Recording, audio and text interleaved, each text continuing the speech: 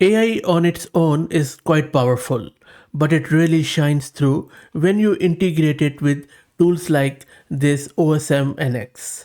OSMnx is a Python library that transforms how AI systems understand and interact with real world geography. At its core, OSMnx connects directly to OpenStreetMap to download street networks, especially in urban settings, building footprints, and urban infrastructure from anywhere on Earth with a single line of code.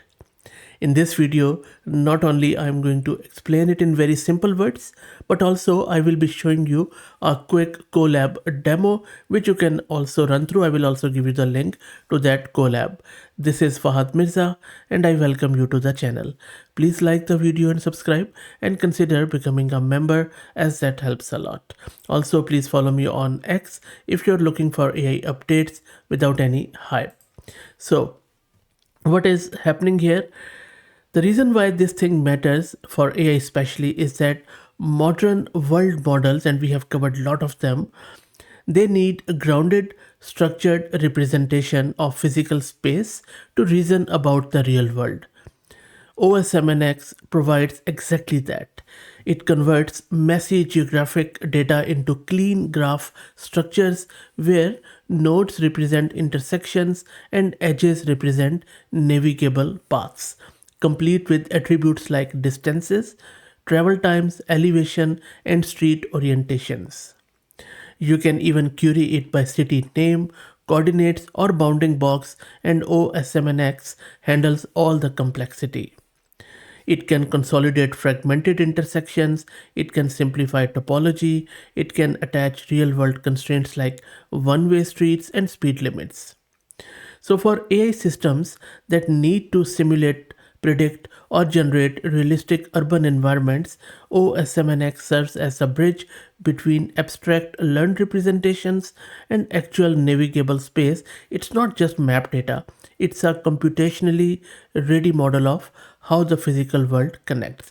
Let's go to Google Colab, and you can also go to colab.research.google.com, sign in with your Gmail account, create a free one, and then start playing around with it. Let me install this OSMnx all. You can also get it installed locally on your servers and through Docker. There are a lot of other options available. It's quite lightweight, so it shouldn't take too long to get installed.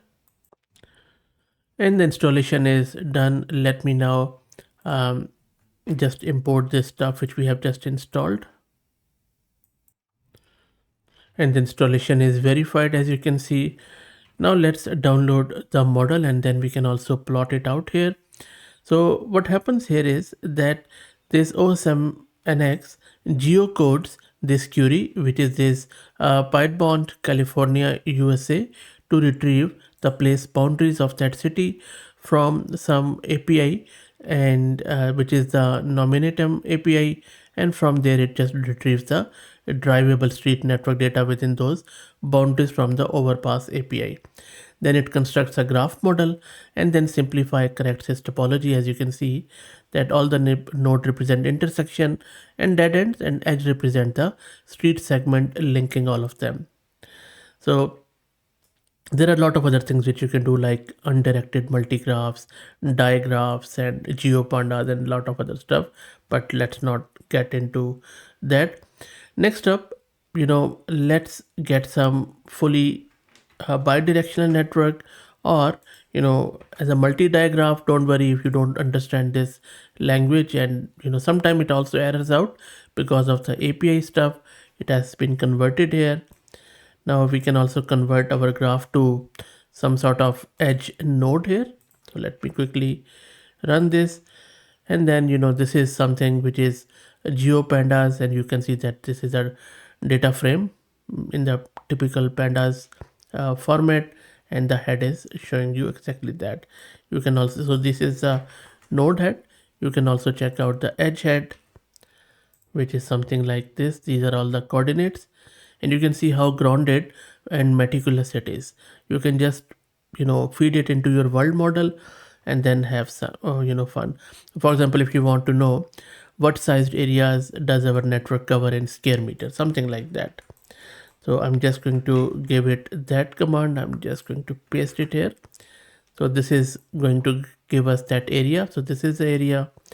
Now you can also even, save these graphs if you like in a typical graph format, which is a gpkg and the graph ml. So it is going to just, I'm just giving it a random value.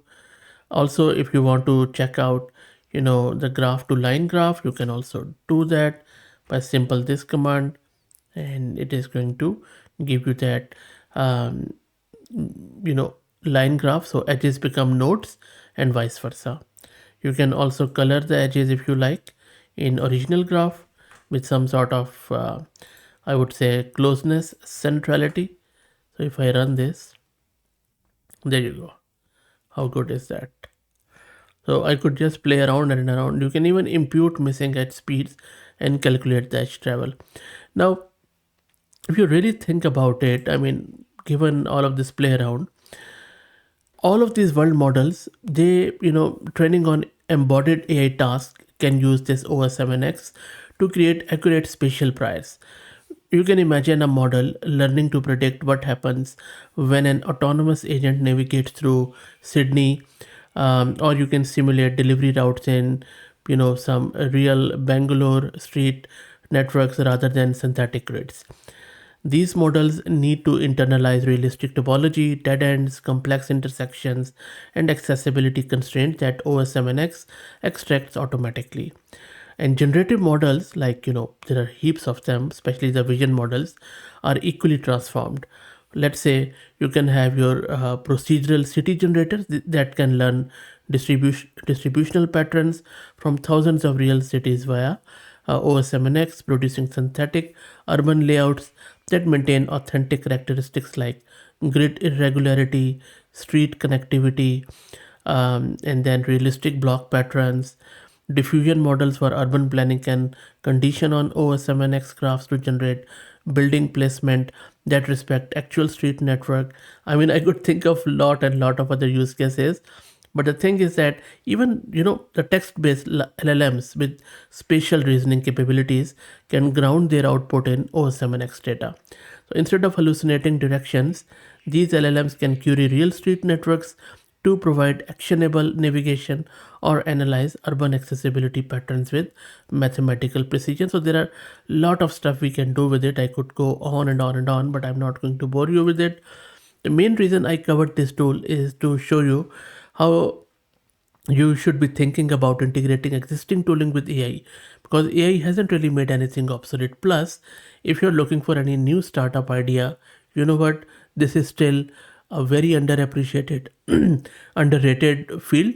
So think of any idea. If you need any, guidance or help, let me know. Happy to, provide it to you. Just reach out through the channel. And that's it. Please like the video and subscribe and consider becoming a member. And please follow me on X if you want to discuss further. Thank you for all the support.